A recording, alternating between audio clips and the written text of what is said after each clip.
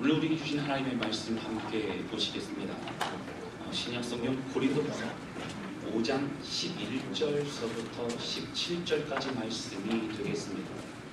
신약성경 고린도후서 5장 11절서부터 17절까지 말씀입니다.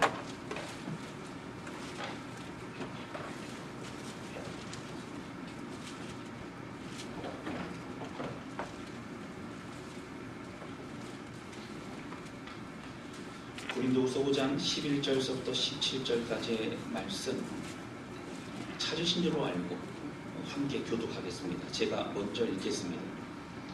우리는 주의 두려우심을 알므로 사람들을 권면하거니와 우리가 하나님 앞에 알려졌으니 또 너희의 양심에도 알려지기를 바라노라. 우리가 다시 너에게 지존하는 것이 아니요 오직 우리로 말미암아 자랑할 기회를 너에게 주어 마음을 갖지 않고 외모로 자랑하는 자들에게 대답하게 하려는 것이라. 우리가 만일 미쳤어도 하나님을 위한 것이요 정신이 온전하여도 너희를 위한 것이니 그리스도의 사랑이 우리를 강권하시는도다. 우리가 생각하건대 한 사람이 모든 사람을 대신하여 죽었은즉 모든 사람이 죽은 것이라. 그가 모든 사람을 대신하여 죽으심은 살아있는 자들로 하여금 다시는 그들 자신을 위하여 살지 않고 오직 그들을 대신하여 죽었다가 다시 살아나신 이를 위하여 살게 하려 함이라. 그러므로 우리가 이제부터는 어떤 사람도 육신을 따라 알지 아니하노라. 비록 우리가 그리스도도 육신을 따라 알았으나 이제부터는 그같이 알지 아니하노라. 같이 읽겠습니다. 그런즉 누구든지 그리스도 안에 있으면 새로운 피조물이라. 이전 것은 지나갔으니 보라 새 것이 되었도다. 아멘. 할렐루야. 아멘. 지난 한 주간 동안 여러분 평안하셨습니까? 오늘 특별히 토요일날 저녁 때 저희가 모였습니다. 성부영신 예배가 이제 특별히 토요일날 있어서 토요일날 밤을 함께 지새고 그리고 잠깐 집에 가 주무시고 또 주말 맞이하게 될 것입니다. 드디어 2016년도의 마지막 날이 되었습니다. 그래서 성부영신 예배를 드리고 있고 지난 해를 보내고 새해를 맞이하고 있는 것입니다. 올 한 해는 정말 정신없이 지나간 것만 같습니다. 10월서부터 시작된 이 나라의 어려움은 지금도 끝나지 않았습니다. 정의와 공의가 하수같이 흐르는 나라로 세워질 수 있기를 기도합니다. 오늘 성부영신 예배는 고린도후서의 말씀을 가지고 함께 은혜를 나누려고 합니다. 우리가 잘 알고 있는 새로운 피조물이라는 내용의 말씀을 가지고 나누려고 합니다. 우리는 지난 한 해를 되돌아보면서 내가 2016년도는 어떠한 한 해였는가 생각해보는 시간이 될 수 있기를 바랍니다. 우리 학생들도 방학을 해서 성적표를 가지고 왔을 것입니다. 열심히 공부한 결과가 성적표에 있습니다. 열심히 했지만 아쉽게도 성적이 잘 나오지 못한 학생들도 있을 것입니다. 제가 어떤 목사님에게서 들은 얘기입니다. 항상 꼴찌를 하는 학생이 있었습니다. 어느 날 아버지가 아들에게 말했습니다. 이번 기말고사에서도 꼴찌를 벗어나지 못하면 다시는 나를 아버지라고 부르지 마라 이렇게 얘기를 했다고 합니다. 이제 기말고사가 끝나고 성적표를 가지고 아들이 집에 들어오자 아버지가 물었습니다. 아들아, 시험 성적은 어떻게 됐니? 꼴찌는 벗어났지? 라고 물어봤습니다. 아들이 하는 얘기가 아저씨 누구세요? 하더라고요. 참고로 저희 집 얘기는 아닙니다. 우리가 웃고 넘어가는 이야기지만 공부하는 학생들도 공부한 결과가 나오게 됩니다. 한 해를 마감하는 오늘 우리는 어떠한 모습으로 2016년도를 마감하고 있는지를 생각해 보아야 합니다. 많은 아쉬움도 있을 것입니다. 속상한 기억도 있을 것입니다. 아쉬웠기에 후회스러운 기억들도 있을 수 있습니다. 또 어떠한 분들은 2016년은 특별한 한 해였습니다. 내 인생에 대해서 굉장히 중요한 한 해였으면서 고백하는 분도 있을 수 있습니다. 힘들고 어려운 상황에서 기도하며 이겨나간 분들도 있습니다. 새로운 출발을 시작한 분들도 있습니다. 오랜 시간 기다리던 기도의 제목에 응답된 분들도 있습니다. 이 모든 것이 오늘 우리가 하나님 앞에 예배드리며 감사하는 마음을 가지게 됩니다. 그리고 그 마음을 가지고 이제 마무리할 수 있게 된다고 하는 것입니다. 그리고 새로 시작하는 새해가 주님 앞에서 이제 우리는 기도하면서 시작하는 한 해가 될 수 있다라고 하는 것입니다. 오늘 본문의 말씀 고린도후서 5장 11절에서 17절까지 말씀 굉장히 잘 알고 있는 말씀입니다. 많이 들어봤던 말씀입니다. 오늘 이 말씀을 함께 나누기 원하는 것은 첫 번째는요, 우리는 새로운 피조물이라고 하는 것입니다. 오늘 본문의 말씀은 사도 바울이 고린도 교회에 보낸 두 번째 편지입니다. 우리가 잘 알고 있는 말씀입니다. 여러분 고린도후서 5장 17절 말씀은 이렇게 나옵니다. 같이 읽어보겠습니다. 5장 17절입니다. 같이 읽겠습니다. 시작. 그런즉 누구든지 그리스도 안에 있으면 새로운 피조물이라 이전의 것은 지나갔으니 보라 새 것이 되었도다. 아멘. 여러분 예수 그리스도로 구원받은 우리가 옛 모습, 실패와 좌절과 또 정죄감의 사람이 아니라는 것입니다. 새로운 존재가 되었다는 것입니다. 우리는 모두 새로워졌다는 것입니다. 그래서 많은 사람들이 고린도후서 5장 17절의 말씀을 좋아합니다. 자신이 거듭났다고 하는 확신을 가지기 위해서도 이 말씀을 좋아합니다.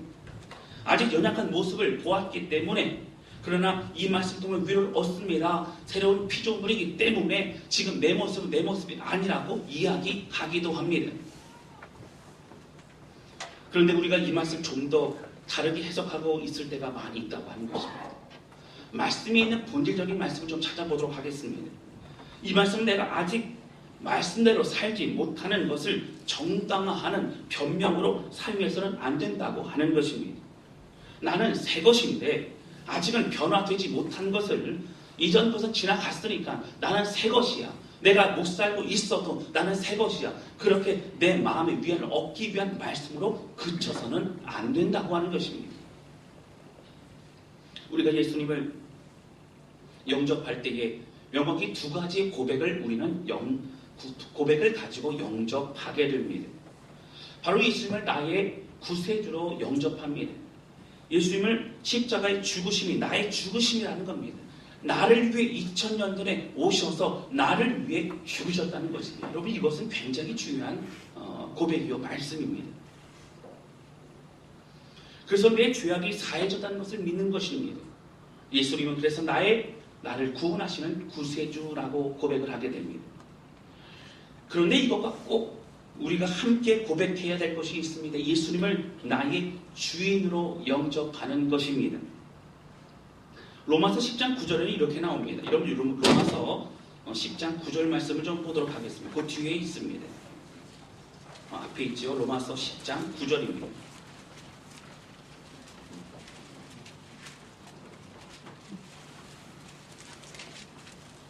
로마서 10장 9절을 같이 읽겠습니다. 시작. 내가 만일 내 입으로 예수를 주로 시인하며 또 하나님께서 그를 죽은 자 가운데서 살리신 것을 내 마음이 믿으면 구원을 받으리라. 여러분 여기 앞에 보시면 내가 만일 내 입으로 예수를 누구로 시인한다고요? 주로 시인한다. 여러분 구원자로 시인하는 건 뒤에 나오죠. 먼저 뭐가 나왔습니까? 주인으로, 내 인생의 주인으로 주님을 시인하고 영접하는 것이 중요하다라고 나옵니다. 오늘 본문에 중요한 말씀이 나오지요. 여러분 다시 본문의 말씀 고린도후서 5장 17절을 보겠습니다. 새로운 피조물이라고 말합니다. 그러죠. 누구든지 그리스도 안에 있으면 새로운 피조물이라 나옵니다. 새로워졌다는 겁니다. 예수님이 영접하며 새로워졌다는 것입니다. 그런데 이 17절의 앞에 보시면 그런적이라고 나옵니다. 다시 말씀드리면 여러분 17절의 말씀은 앞에 있는 내용과 이어지는 말씀인데, 그렇기 때문에 17절의 말씀의 결과가 이제 나오게 된다는 것입니다. 그러면 그 앞의 내용은 무엇인가? 그럼 15절입니다. 이런 15절 보시면 이렇게 나옵니다. 그가 모든 사람을 대신하여 죽으심은 살아있는 자들로 하여금 다시는 그들 자신을 위하여 살지 않고 오직 그들을 대신하여 죽었다가 다시 살아나신 이를 위하여 살게 하려 합니다. 여러분 예수님의 십자가에 못 박혀 죽으신 이유가 다시 나옵니다. 여기 나오는 이유가 무엇입니까? 자기 자신을 위해 사는 것이 아니라 우리를 위해 죽으신 예수님을 위해서 살기 위해서 살아가게 하기 위해서 우리 예수님이 죽으셨다는 것입니다. 우리는 우리의 예수님이 십자가에 죽으심은 우리를 구원하시기 위해 죽으신 걸로 알고 있습니다. 맞습니다. 그것과 함께 우리가 중요하게 말해야 될 것은 무엇입니까?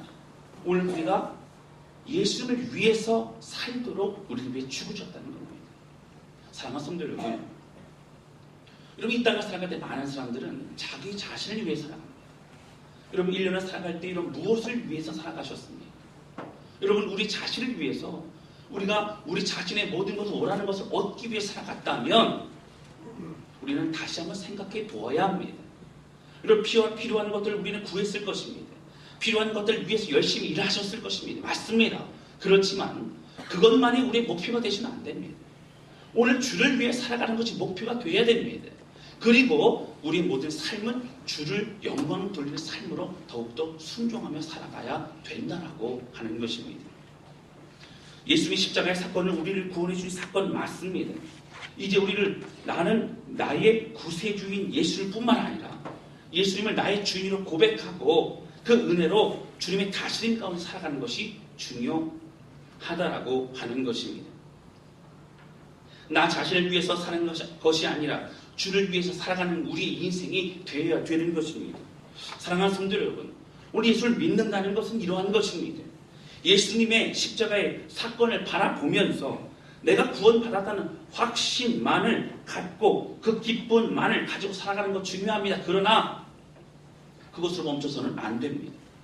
그리고 이제는 우리 구원의 감격으로 이제 주님을 나의 주인으로 모시고 살아가야 합니다. 따라가는 방향이 달라져야 합니다. 주님이 바뀌어야 합니다. 영향을 받고 지시를 받는 대상이 달라져야 합니다. 오직 우리에게 말씀하시는 예수 그리스도의 은혜의 삶으로 나아가야 되는 것입니다. 저는 늘 복음에 대한 이야기를 참 많이 합니다. 여러분 설교 들어보시다 보면 복음은 여러분 십자가의 주님이 나의 주님이 되는 것이고요. 이것을 모르면 우리는 신앙생활의 기초고 출발이기 때문에 이걸 모르고 우리는 모여서 예배드리는 의미가 없는 것입니다. 우리는 그리스도인이 아니게 되는 것입니다. 수많은 선교사들이 목숨을 걸고 타문화의 어려움을 감내하면서도 복음을 전하는 이유는 바로 예수님을 나의 구주로 영접할 때에 십자가의 사건을 믿을 때에 우리가 생명을 얻기 때문에 그렇습니다. 그래서 저도 다른 신앙생활의 기쁨이나 위로, 축복, 헌신, 기적을 말하기 이전에 늘 귀에 딱지가 생기도록 예수 그리스도의 십자가 사건에 대해서 예수의 사랑에 대해서 늘 제가 말씀을 드렸습니다. 제가 2014년도에 자선함께 와서부터 지금까지 늘 변함없이 설교 속에 포함되어 있는 것은 바로 복음이었습니다. 예수 그리스도의 은혜였습니다. 그러나 이 은혜는 구원의 감격을 감상하고 감격해 하는 것으로 끝나서는 안 된다는 것입니다. 이 복음은 나를 변화시키는 것입니다. 이 은혜는 삶이 변하게 되는 것입니다. 왜냐하면 예수님이 죽으신 또 한 이유는 오늘 본문의 말씀 15절의 말씀과 같이 이제는 나를 위해서 사는 인생이 아니라 오직 그들을 대신하여 죽으신 그 주님 예수님을 위해서 사는 인생이 되게 하기 위한 목표를 가지고 이 땅에 오셨기 때문에 그렇다고 하는 것입니다. 사랑하는 성도 여러분, 교회 다니는 것이 신앙생활의 완성이 아닙니다. 구원의 확신을 가지고 있는 것이 신앙생활의 완성이 아닙니다. 그 구원의 확신을 가지고 이제는 복음과 함께 우리 주님을 위해서 살아가는 삶, 주님이 나의 주인 되심을 고백하며 그 주님의 은혜로 살아가는 삶이 여러분 신앙생활의 완성임을 기억하시기를 주님의 이름으로 축원합니다. 나를 위한 삶에서 예수님을 위한 삶으로 완전히 돌이켜 나가는 것이 신앙생활의 모습입니다. 여러분 주님 안에서 살고요. 우리 예수님 나의 주인으로 영접하여 우리 주님을 위한 삶을 살아가는 것이 가장 큰 축복임을 기억하시기를 바랍니다. 그리고 그 안에 행복이 있습니다. 여러분 그 안에 진리가 있습니다. 그 안에 우리가 나아갈 방향이 있습니다. 그 안에 참된 평안이 있는 것을 기억하시기를 주님의 이름으로 축원합니다. 여러분 16절 말씀에 보시면 이렇게 나오죠. 그러므로 우리가 이제부터는 어떤 사람도 육신을 따라 알지 아니하노라. 비록 우리가 그리스도도 육신을 따라 알았으나 이제부터는 그같이 알지 아니하노라 고백합니다. 여러분 심지어 사도 바울도요. 이전에 우리는 어떻게 알았다고 얘기합니까? 예수님 알기를 육신적으로 알았다라고 얘기합니다. 이 얘기는 막연히 아는 겁니다. 우리가 지식으로 아는 겁니다. 그러나 육신적으로 알았다는 것은 내가 예수님을 막연히 알고 그리고 구원의 확신만 가지고 있어서 그런 삶이 아니라 이제는 영적으로 깊이 주님을 알아가는 사람으로 바뀌어지게 된다라고 하는 것입니다. 자신을 위한 삶을 살면서 그저 나에게 도움이 되는 분 정도로 생각했던 이 인생에서 완전히 바뀌어서 예수님 나의 구세주요 내 인생의 주님이다 고백하며 나아가는 예수 그리스도를 위한 삶으로 바뀌어진 인생이 되게 된다라고 하는 것입니다. 그러나 그 예수님을 이제는 영적인 예수님, 이제는 참된 진리의 예수님으로 받아들이게 된다라고 하는 것입니다. 그래서 이제는 주를